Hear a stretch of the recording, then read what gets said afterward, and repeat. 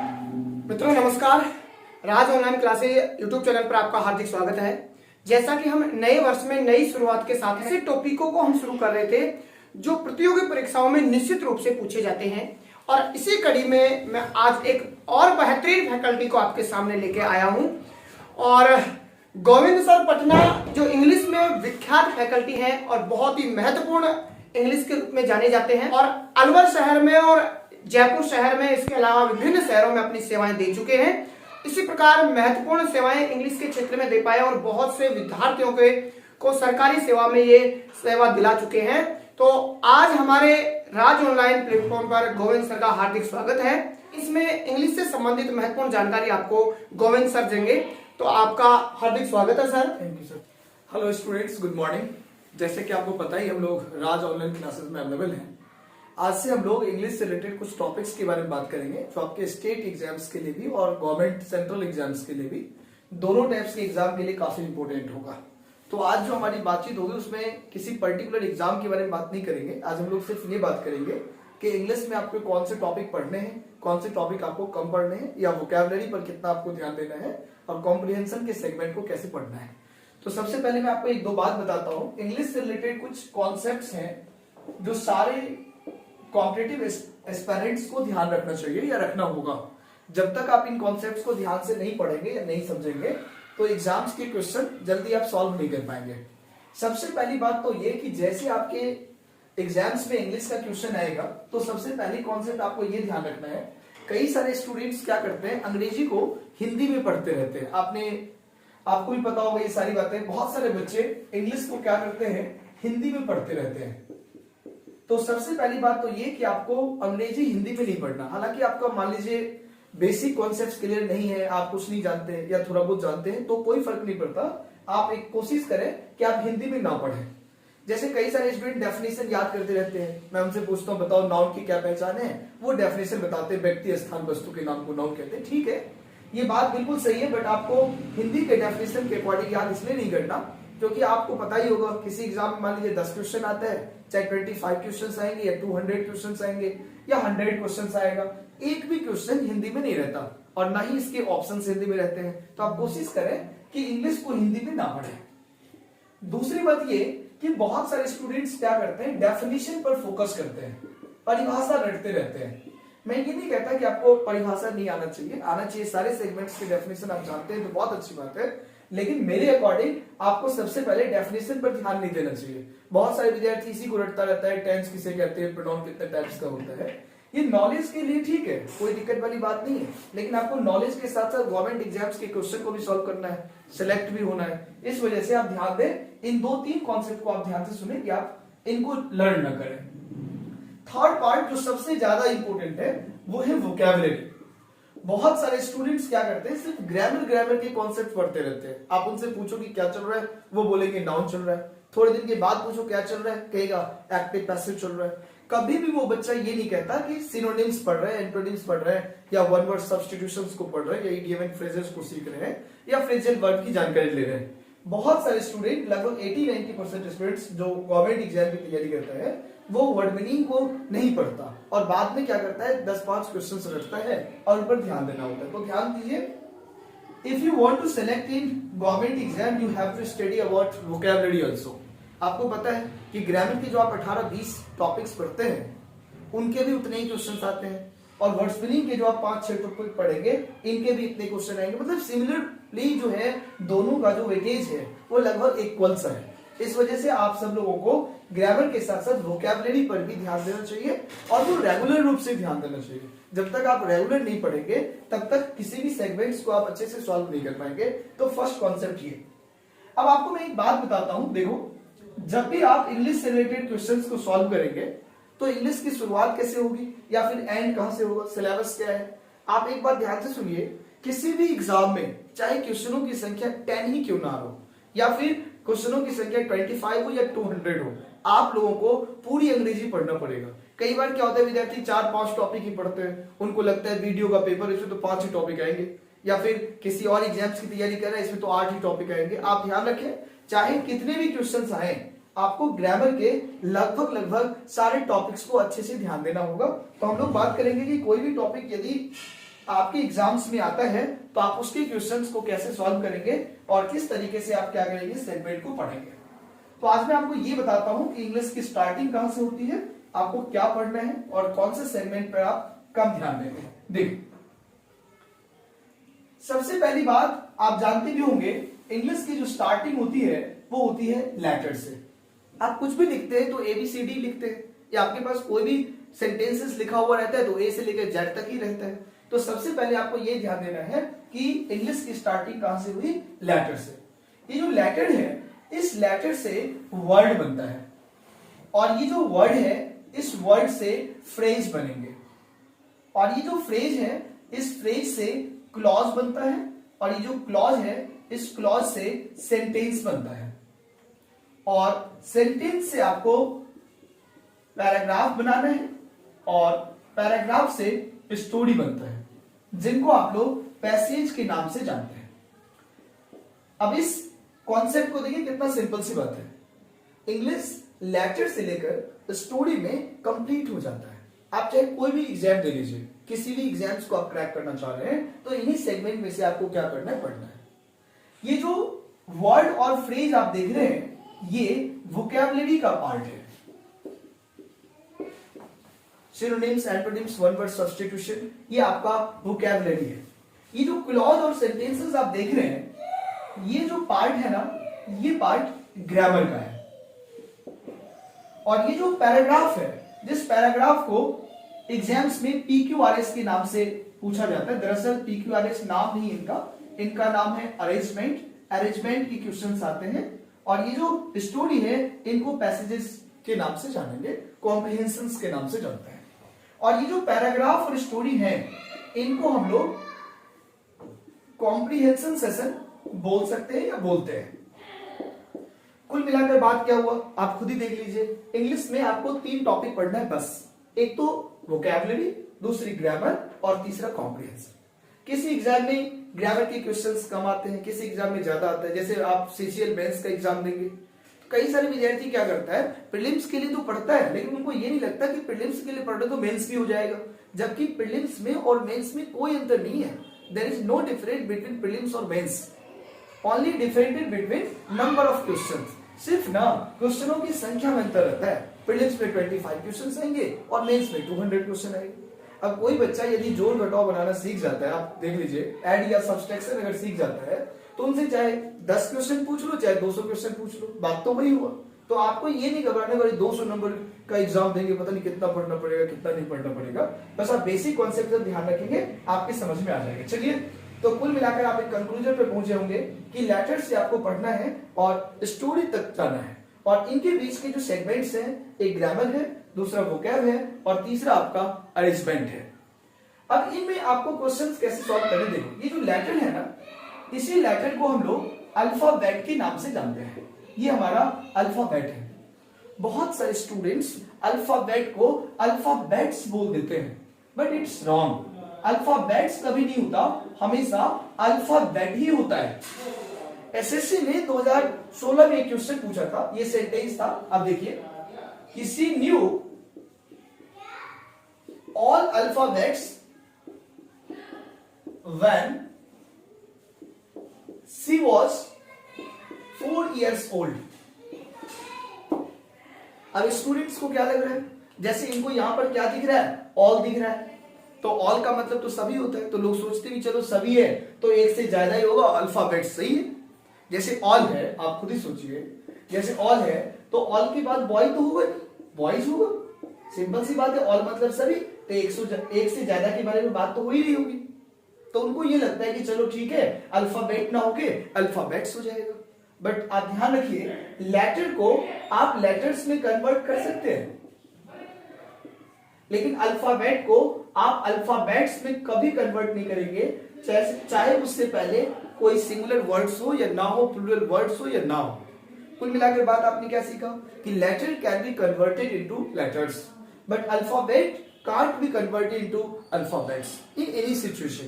आप चाहे किसी भी सेंटेंस में लिखो, simple, compound, complex, affirmative, negative, interrogative, या फिर किसी भी एग्जाम्स के पेपर में आप देखो, आपको कभी भी अल्फाबेट्स नहीं करना, इनका हिंदी होता है वर्णमाला, और लोगों को लगता है चलिए तो प्लूरल हो गया, तो आप समझ गए होंगे सारी बातें। यहीं से एक क्वेश्चन आगे आप देख लीजिए। अब बच्चों को लगता रहता है छोटी छोटी बात बताते रहते हैं, अब ये बात छोटी तो है बट एग्जाम में आया हुआ है, तो आप इन बातों को ध्यान में रखेंगे तो क्वेश्चंस को आप क्या करेंगे, सॉल्व कर लेंगे।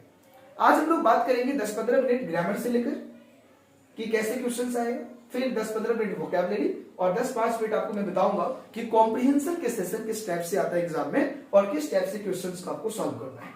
तो चलिए हम लोग स्टार्ट करते हैं कि ग्रामर के क्वेश्चंस को कैसे सॉल्व करें या किस टाइप से आप इस टाइप के वर्ड्स को समझेंगे। साथ के साथ आप इन क्लासेस को शेयर भी करते रहिए और वीडियोस को स्क्रीनशॉट्स भी लेते रहिए ताकि आप बाद में आप आराम से नोट कर लें। और जब भी आप वीडियो को देखते हैं तो इनको वीडियो ना समझे, आप ये समझिए कि क्लास स्टार्ट हो गया और कॉपी कलम लेकर बैठेंगे तो आपको बहुत मजा आएगा पढ़ने में। तो सारी बात आपने सीख ही लिया। अब हम लोग बात करेंगे ग्रामर का जो क्वेश्चन है उस ग्रामर के क्वेश्चंस को हम लोग सॉल्व कैसे करेंगे, या कौन सा टॉपिक सबसे ज्यादा इंपॉर्टेंट है, इस टॉपिक को कम पढ़ना है, उनसे रिलेटेड बातचीत हम लोग करेंगे। तो आइए पढ़ना स्टार्ट करते हैं ग्रामर के सेगमेंट को लेकर कि कैसे क्वेश्चन आएगा और कैसे क्वेश्चन नहीं आएगा। सबसे पहली बात ये कि ग्रामर में ना आपसे कोई भी ये नहीं कहेगा कि कैसे एरर्स आएगा या किस फिल इन द ब्लैंक्स की क्वेश्चन किस टाइप का आएगा। आपको 3 बात ध्यान रखना है बस। कोई भी टॉपिक पढ़ लो doesn't mean you have to study only the basis of sentences. It means if you solve questions of grammar, you have to concentration on sentence. सिर्फ और सिर्फ आपको सेंटेंस पर ही फोकस करना होगा, क्योंकि एग्जाम में ये नहीं कहता कि what is identification of noun या how many parts of tenses. आपके पेपर में सिर्फ आएगा कि सेंटेंस ही देगा आपको और उसी सेंटेंस में गलती ढूंढना है, उसी सेंटेंस के फिल इन द ब्लैंक के क्वेश्चन को सॉल्व करना है या उसी सेंटेंस में अंडरलाइन रहेगा। कुल मिलाकर बात ये हुआ कि सिर्फ व सिर्फ आपके पेपर्स में सेंटेंस आएगा। अब कोई भी टॉपिक पढ़ लो डजंट मीन फॉर्मूला है सिर्फ वो सेंटेंस ही पूछेगा। अगर उनको प्रेपोजिशन का क्वेश्चन पूछना होगा तब भी सेंटेंस देगा, नाउन के क्वेश्चन को पूछना होगा तब भी सेंटेंस देगा, आर्टिकल्स के क्वेश्चन पूछना होगा तब भी सेंटेंस देगा। कुल मिलाकर बात ये हुआ कि अगर आप ग्रामर के कोई भी क्वेश्चन को सॉल्व करना चाह रहे हैं तो सबसे पहले आपको सेंटेंस के कंसेप्ट्स को क्लियर करना होगा, या ये भी आपको जानना होगा कि कोई सेंटेंस यदि आपके पास है तो उसका पैटर्न क्या है या सेंटेंस का स्ट्रक्चर्स क्या होगा या किस टाइप के सेंटेंसेस पेपर में आते हैं। तो आज की जो हमारी मेन क्लास होगा उसमें हम लोग यही बात करेंगे कि सेंटेंस क्या होता है या सेंटेंस के क्वेश्चंस पेपर में कैसे आएंगे। तो देखो सबसे पहली बात हम लोग समझने की कोशिश करते हैं कि सेंटेंस कहते किसको है। आप जब छोटी क्लास में पढ़ते होंगे तो आपको पता होगा कि जब 2 या 2 से अधिक शब्द एक साथ जुड़ता है उनका कोई ना कोई मीनिंगफुल सेंस निकलता है, तो that is known as sentence. But आप इस तरीके से अगर बोलेंगे तो फिर अच्छा नहीं होगा, तो आप सेंटेंस के एलिमेंट्स को कुछ अलग वे में बोले। हालांकि आपके पेपर्स में कोई पूछेगा नहीं कि व्हाट इज सेंटेंस, लेकिन अभी जो बात मैं आपको बताने की कोशिश कर रहा हूं इनको आप ध्यान से अगर सुनेंगे तो सेंटेंस के सारे सेगमेंट आपका क्लियर हो जाएगा और आप ये भी समझने लग जाएंगे कि कोई भी क्वेश्चन सेंटेंस का कैसे बनता है और कैसे नहीं बनता है। तो समझते हम लोग सेंटेंस कहते किसको है। देखिए जब भी आपके पास कोई भी सेंटेंस होगा ना तो सेंटेंस में 4-5 एलिमेंट्स होता है, जिन एलिमेंट्स को हम लोग इस वोका के नाम से जानते हैं। कुल मिलाकर बात क्या हुआ कि सेंटेंस मींस इस वोका। ये जो एस देख रहे हैं आप, इस एस का मतलब होता है सब्जेक्ट, जिनको आप लोग कर्ता बोलते हैं। तो कोई भी अगर सेंटेंस होगा, चाहे वो सेंटेंस सिंपल हो, कंपाउंड हो, कॉम्प्लेक्स हो, आपके पास निश्चित रूप से वहां पर क्या आएगा, सेंटेंस आएगा। तो सेंटेंस पर आपको क्या करना है, थोड़ा सा फोकस करना है। फिर वी से आप देख पा रहे होंगे, वी का मतलब होता है वर्ब, जिसको आप लोग क्रिया बोलते हैं। ओ का मतलब होता है ऑब्जेक्ट, जिनको आप लोग कर्म कहते हैं। और सी का मतलब होता है कॉम्प्लीमेंट, जिन्हें पूरक बोलते हैं। और जो ए आप देख पा रहे हैं, ए का मतलब होता है एडवर्ब, इनको हम लोग क्रिया विशेषण के नाम से जानते हैं। कुल मिलाकर बात क्या हुआ, कुल मिलाकर बात ये हुआ कि सेंटेंस में ये 5 एलिमेंट्स आपके पास आते हैं। कोई भी सेंटेंस आपके पास लिखा रहेगा, चाहे उसमें एरर पूछे, चाहे उसमें फिल इन द ब्लैंक के क्वेश्चन आए या फिर अंडरलाइन करके आए, ये 5 एलिमेंट्स ही होते हैं सेंटेंसेस में। चाहे सेंटेंस सिंपल हो, चाहे इंटरोगेटिव हो, चाहे ऑप्टेटिव हो, किसी भी टाइप का सेंटेंस अगर आपके पास आएगा तो आपको याद रखना है कि यही 5 एलिमेंट्स होंगे। क्या क्या होगा? सब्जेक्ट, वर्ब, ऑब्जेक्ट, कॉम्प्लीमेंट और एडवर्ब। इन्हीं 5 वर्ड से मिलकर एक मीनिंगफुल सेंटेंस बनता है। कई बार क्या होता है, सेंटेंस में सब्जेक्ट नहीं भी रहता। जरूरी नहीं कि सेंटेंस में हमेशा सब्जेक्ट ही हो। अगर सब्जेक्ट नहीं है तो कोई परेशानी वाली बात नहीं है। कुल मिलाकर बात ये हुआ कि विदाउट सब्जेक्ट ना आप सेंटेंस बना सकते हैं। तो कोई भी क्वेश्चन ऐसा आ जाए पेपर्स में जिसमें सब्जेक्ट नहीं हो, तो क्वेश्चन को देखकर आपको घबराने की जरूरत नहीं है। आप ये ना सोचो ये तो पहले से गलत है सेंटेंस। सब्जेक्ट के बिना भी हम लोग आराम से सेंटेंसेस को लिखते हैं, बनाते हैं, तो कोई परेशानी वाली बात इसमें नहीं है। ये जो वी है, ये जो वी है, इस वी का मतलब होता है वर्ब। वर्ब आप जानते हैं कि वर्ब का मतलब होता है क्रिया। तो ये सेंटेंस में जरूरी है। अगर वर्ब नहीं आएगा तो सेंटेंस बनेगा नहीं। Without verb you can't right any sentence. बिना वर्ब के आप एक भी सेंटेंस नहीं लिख सकते। अगर मान लीजिए ऑब्जेक्ट नहीं है तो भी कोई बात नहीं, कॉम्प्लीमेंट नहीं है तो भी कोई बात नहीं, एडवर्ब नहीं है तो भी कोई बात नहीं। तो सबसे जो इंपॉर्टेंट बात है ना, वो कौन सी कॉन्सेप्ट है? वर्ब है। आप विदाउट वर्ब सेंटेंस नहीं लिख सकते हैं। कुल मिलाकर बात क्या हुआ? कुल मिलाकर बात हुआ कि ग्रामर का कितना ही क्वेश्चन आ जाए, उसमें कोई एलिमेंट्स हो या ना हो, लेकिन सिर्फ व सिर्फ वहां पर क्या रहेगा? वर्ब रहेगा। अगर मान लीजिए चारों एलिमेंट्स आ जाए लेकिन वर्ब ही नहीं आए तो फिर सेंटेंस नहीं बनेगा। और मान लो कोई नहीं आए, अकेले वर्ब आ जाए, तब भी सेंटेंस हो सकता है। कुल मिलाकर बात ये हुआ कि आपके पास अगर कोई भी सेंटेंस आएगा तो निश्चित रूप से वहां पर क्या मिलेगा? वर्ब मिलेगा। वर्ब के बिना ना तो सेंटेंस आप लिखेंगे और ना ही पेपर में सेंटेंस बिना वर्ब का दिया जा सकता है।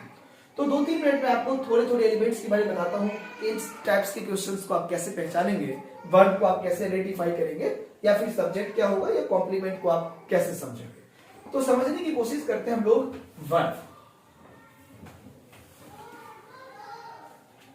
अब आप ये ना समझे कि मैं वर्ब पढ़ाना शुरू कर दिया। मैं वर्ब पढ़ा नहीं रहा, मैं तो बस आपको थोड़ी थोड़ी बेसिक बात बताता हूं कि वर्ब क्या है और इस टाइप के क्वेश्चंस को आप कैसे आइडेंटिफाई करेंगे या आइडेंटिफाई नहीं करेंगे। तो देखिए, ये जो वर्ब है ना, ये वर्ब एक लैटिन का वर्ड है वर्बम, वहां से बना है।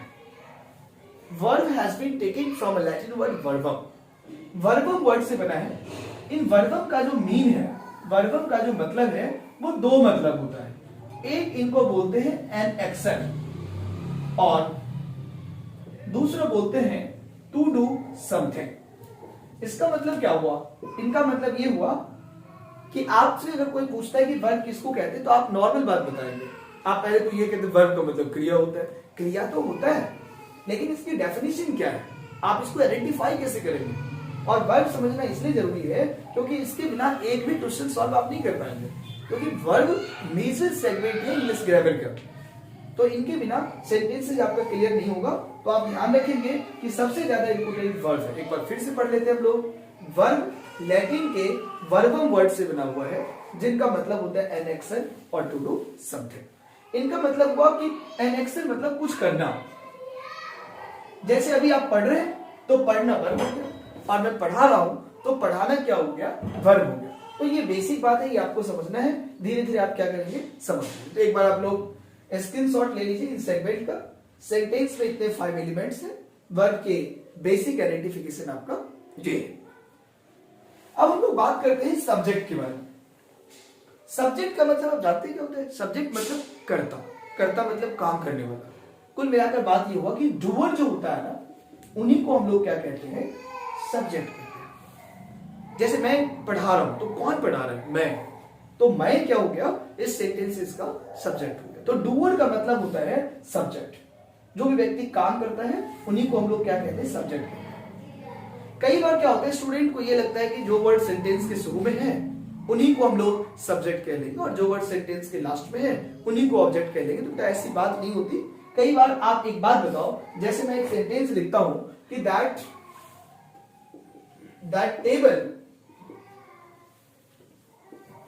that table was broken, अब मैं बच्चों से पूछता रहता हूँ बातचीत में, बताइए इसमें सब्जेक्ट कौन सा है, तो स्टूडेंट सीधे कह देते हैं आप स्टार्टिंग वाले वर्ड को सब्जेक्ट मान के चलिए।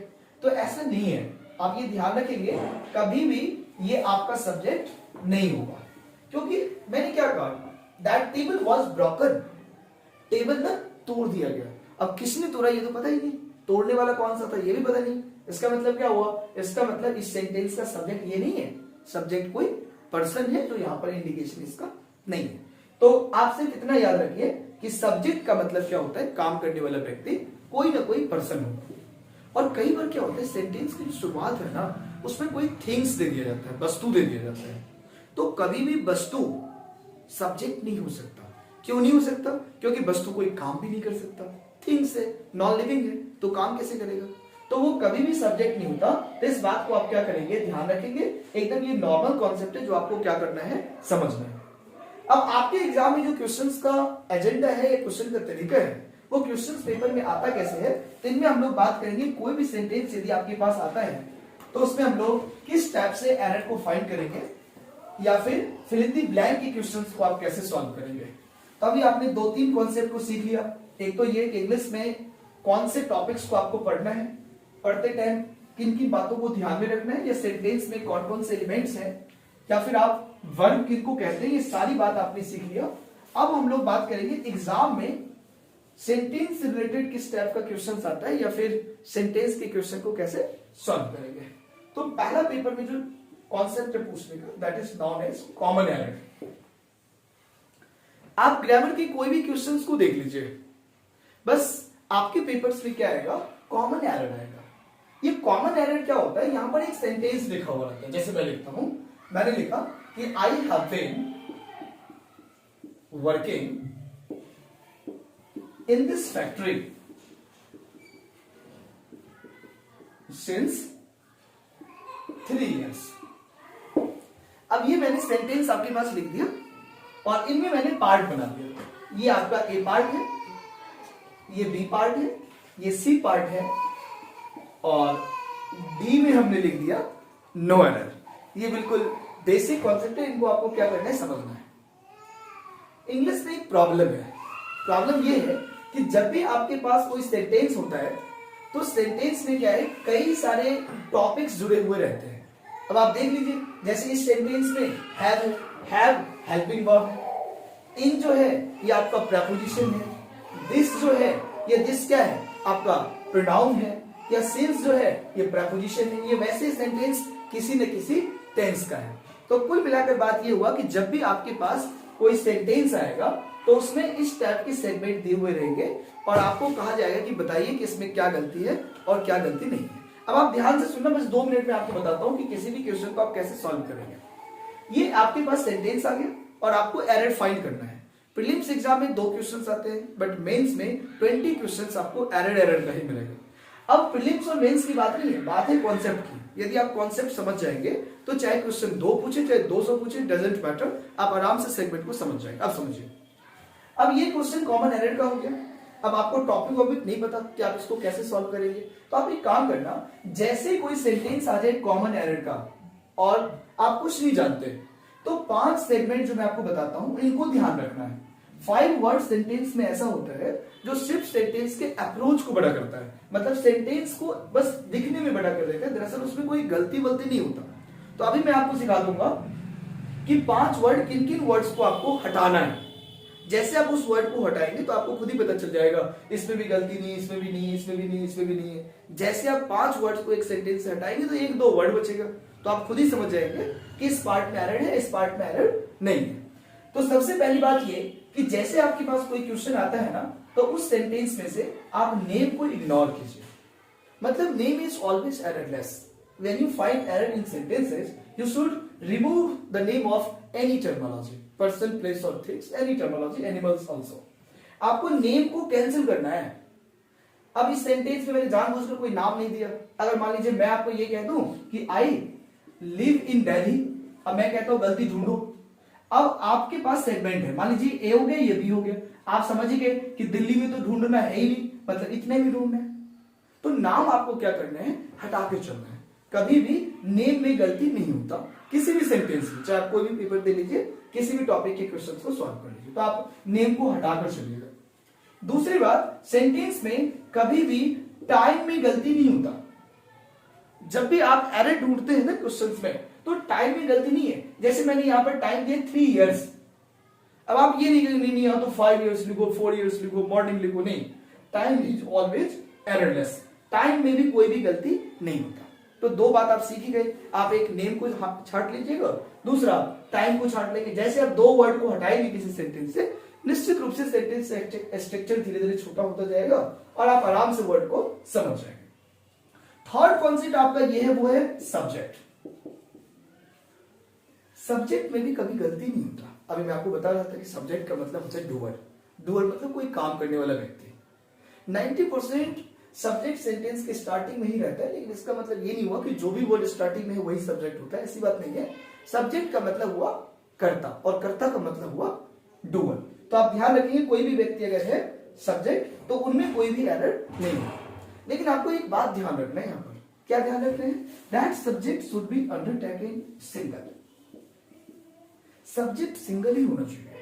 अगर सब्जेक्ट एक से ज्यादा है, that can be undertaken error, वो गलती हो सकता है। जैसे मान लो मैंने लिख दिया आई हैव, अब ये बिल्कुल सही है, अब इसमें आप चेंज नहीं करेंगे, आप ये नहीं कहेंगे कि ये गलत है। लेकिन जैसे मैं ये लिख दूं आई एंड यू, अब यहां पर ये गलत हो सकता है। जब भी सेंटेंस में एक से ज्यादा सब्जेक्ट होता है, तो सब्जेक्ट की जो सीक्वेंस है वो सेंटेंस के अर्थ पर डिपेंड करता है कि सेंटेंस का मीनिंग कैसा है।